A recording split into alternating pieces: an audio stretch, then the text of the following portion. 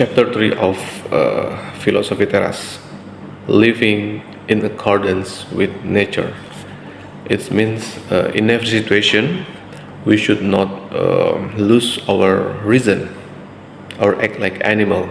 We may end up unhappy.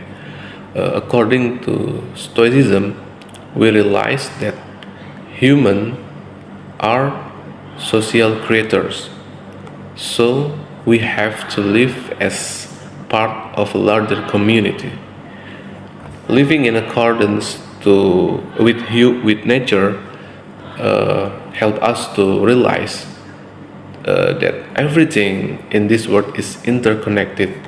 So if we're resisting the reality, we're living out except we're living out harmony or accordance with nature. So in the next chapter we will learn that acceptance in Stoicism is very different from giving up. Bye.